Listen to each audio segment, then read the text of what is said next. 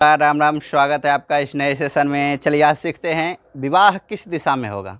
आज का जो सेशन हम लोग देखेंगे कि अक्सर प्रश्न होता है, मैं जब भी एस्ट्रो सेज पे आता हूँ तो सामान्यतः यह प्रश्न आता ही है। जब भी कोई भी विवाह रिलेटेड क्वेश्चन करे और यह प्रश्न ना आए, ऐसा हो ही नहीं सकता है, मेरा विवाह किस दिशा में होगा। तो चलिए आज सीखते हैं विवाह कैसे निकालते हैं, और आप अपने जन्म कुंडली से देखिए कि आपका विवाह किस दिशा में होगा। तो इसके लिए कुछ सूत्र हैं और उसे हम लोग सबसे पहले सीखेंगे।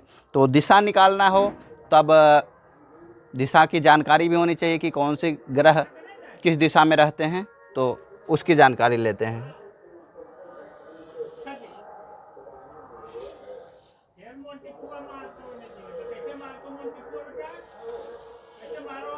यहाँ पे देखिए ऊपर को उत्तर मानते हैं,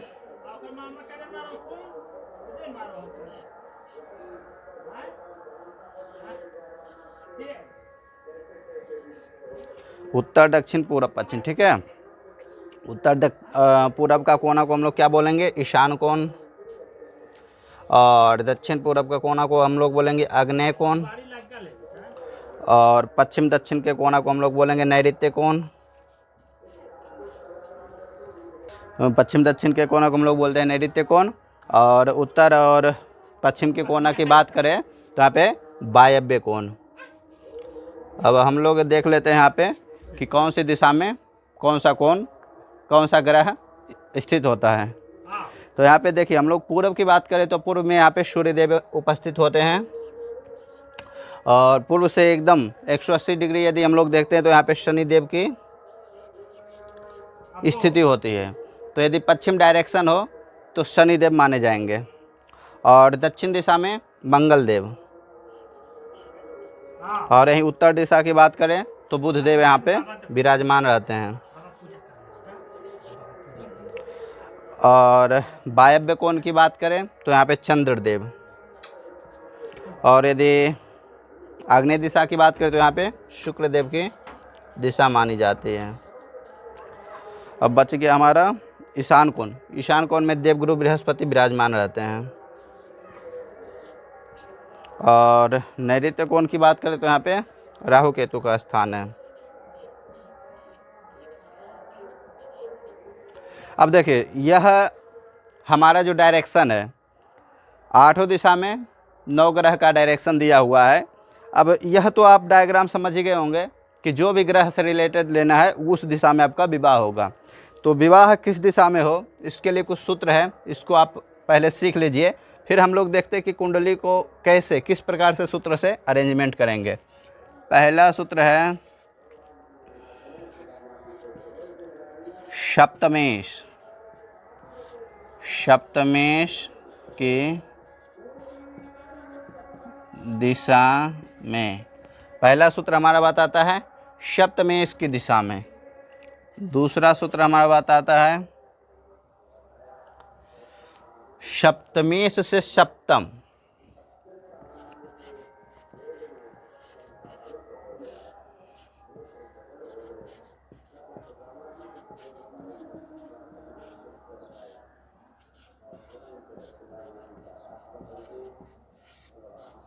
तीसरा सूत्र हमारा बताता है शुक्र जहां बैठा हुआ है वहां से सप्तम। 3 शुक्र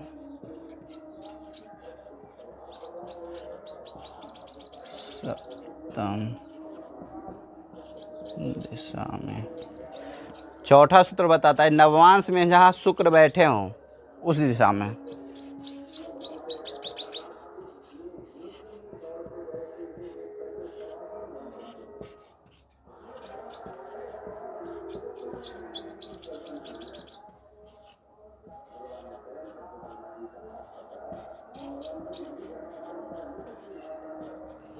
अब देखेंगे नवांश में कहाँ शुक्र बैठे हों। और एक और सूत्र बताता है कि शुक्र जहाँ बैठे हों, इस सूत्र में समझना ये है कि अगर लड़का की जन्म कुंडली देखनी हो तो शुक्र देखेंगे, और लड़की की जन्म कुंडली हो तो गुरु की स्थिति देखेंगे। जो राशि में होगा शुक्र या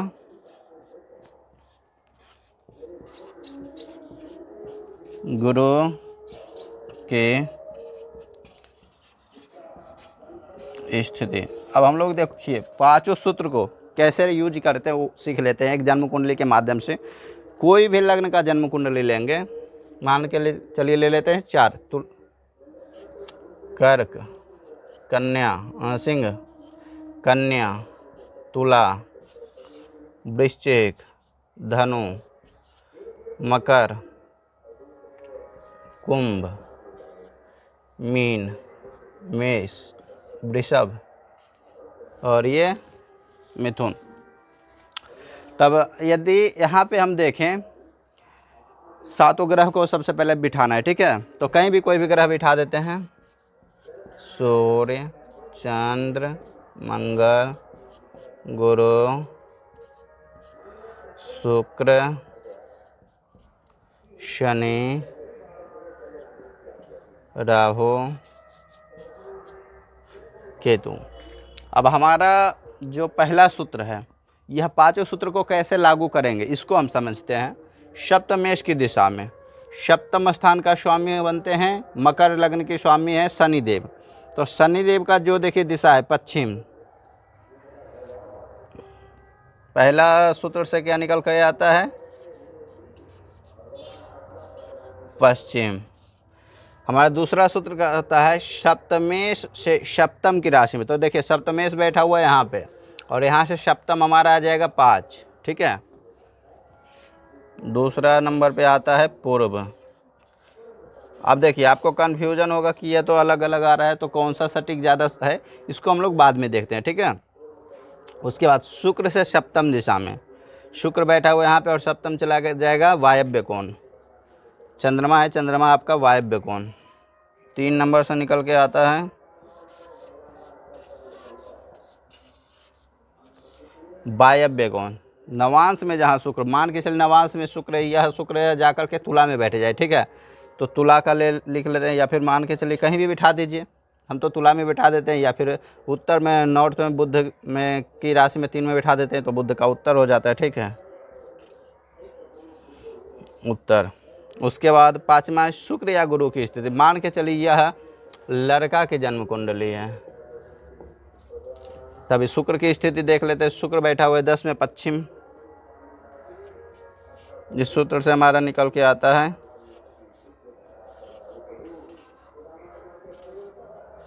पश्चिम। अतः यह पांचों दिशा को देखेंगे और पांचों दिशा में जो दिशा ज़्यादा बार आती है उसी दिशा में शादी होने की संभावनाएं प्रबल होती है। तो हमारा देखिए पश्चिम एक बार आ रहा है और एक दूसरा 2 बार पश्चिम आ रहा है, पूर्व एक बार आ रहा है, वायव्य एक बार आ रहा है, उत्तर एक बार आ रहा है। तो यहाँ पे पूर्व, वायव्य, उत्तर, मतलब कि विवाह तो पश्चिम में ही होगा, लेकिन हो सकता है उनका घर, ऐसा भी होता है कि विवाह कहीं और से हो रहा है और घर कहीं और हो, तो घर पूर्व, उत्तर और वायव्य में होने की संभावना है, जबकि विवाह पश्चिम से ही होगा। जहाँ बारात जाएगा, जहाँ मंडप सजेगा, वह घर से पश्चिम दिशा में होगा। इस तरीके की संभावनाएं निकल के आते हैं, क्योंकि ज्योतिष क्या है, संभावनाओं का खेल है। ज्योतिष में कोई भी चीज़ें कन्फर्म नहीं होती कि हाँ यही चीज़ होगी। ज्योतिष में हम लोग संभावनाएं ही प्रकट कर सकते हैं, और जब हम बहुत सारे कुंडली पे संभावनाएं निकालते हैं तब जाके अनुभव हो जाता है, और कुंडली देखने के साथ समझ में आता है कि विवाह किस दिशा में होगा और विवाह कब होगा। तो यही रहा आज का विषय वस्तु। मिलते हैं अलग विषय वस्तु के साथ जल्द ही। तब तक के लिए नमस्कार, राम राम।